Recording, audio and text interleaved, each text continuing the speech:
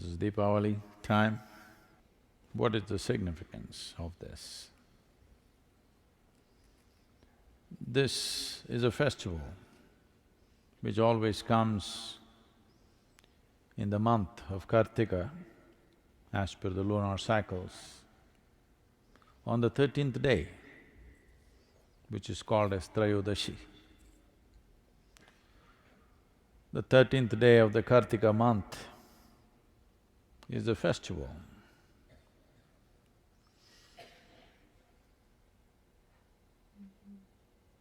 Traditionally, the science behind this is, on this day, everybody worships. On the Deepavali day, everybody is supposed to worship Dhanavantari, the deity dedicated to one's health and well-being.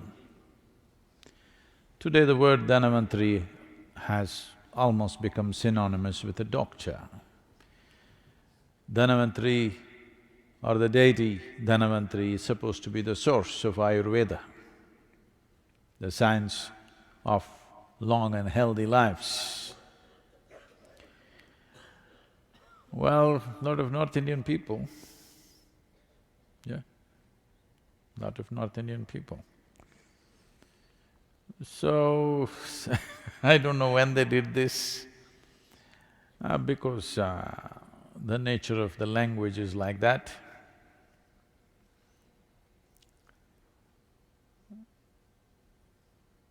In northern India, most people speak Hindi language and the last syllable, they'll cut it off. If you say Dhyana Lingam, they'll say Dhyana Ling. If you say Shiva, they'll say Shiv. If you say Rama, they'll say Ram. The language has the habit of cutting off the last syllable always, almost everything. Krishna, Krishna.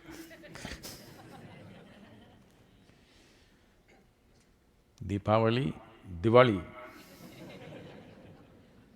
Like this. So someone cut this Dhanavantari and Trayodashi and made it Dhantera. What was about health became about wealth.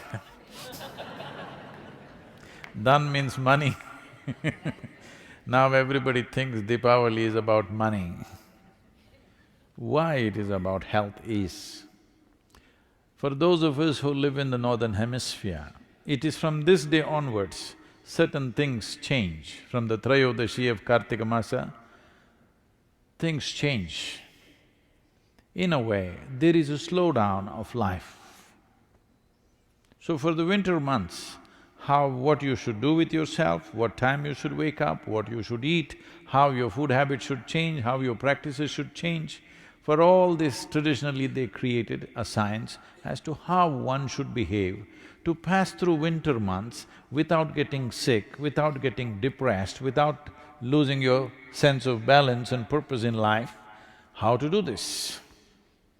For this, there was an entire science. Lighting of lamps and bursting of crackers was one of those things, so that you don't slip into a slowdown. There is genetically, there is a dimension, the evolutionary memory within us thinks that as winter months come, whether it actually got cold or global warming kept you warm, that's not the point. The changes have happened. The distance between the planet and the way the planet and the sun are positioned has changed. Because of that, slowdown of life happens. If you were a bear, I believe you were some time ago, you would be hibernating. So there is a tendency for the body to hibernate. If you do not know this, the seed doesn't sprout. Nobody plants a seed from this season to 14th of January in India, because the seed will not sprout fully or will not sprout at the same speed as it would in other seasons. Everything, life slows down in the northern hemisphere. Because life is slowing down, we are preparing to do more energetic things around us so that we don't really slow down and become a part of that. In a way, we are trying to assert our evolution. Yes, if we were some other creature, we would go and curl up somewhere. But now we have become human, we have transcended our biology. Am I assuming too many things?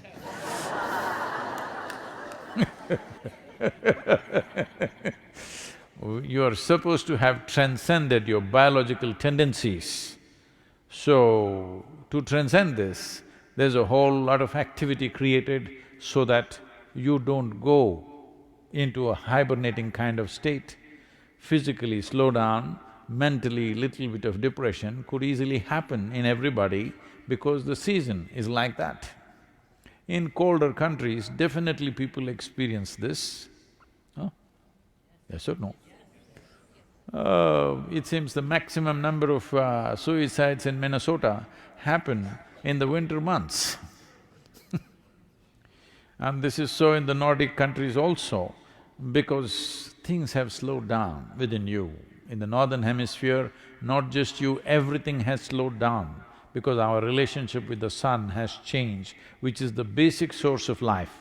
The basic source of energy on this planet is sun, not because you came up with a solar panel, it's always been so.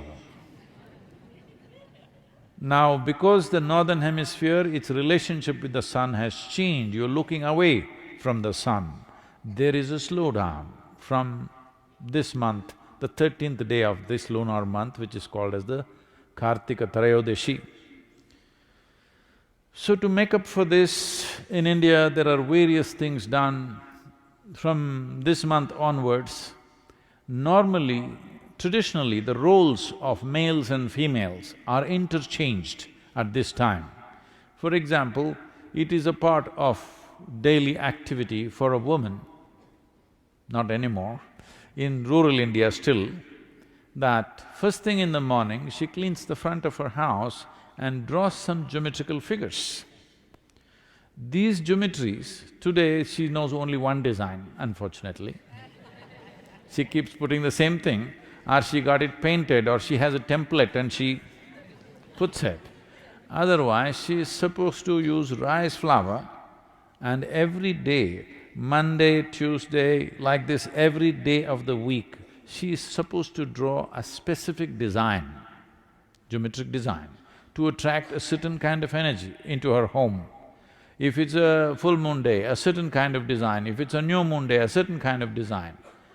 So 28 patterns were there, which people knew on which day what to put. So during these months, it'll become the duty of the men to do this.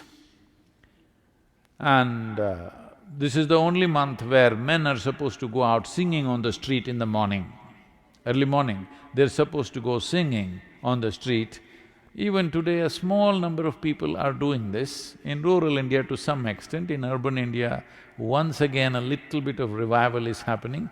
If in Mysore city, a group of dedicated people have revived this once again. That early morning, by the time sunrise happens, at that time, they're walking on the street with a drum and singing because the entire town needs this.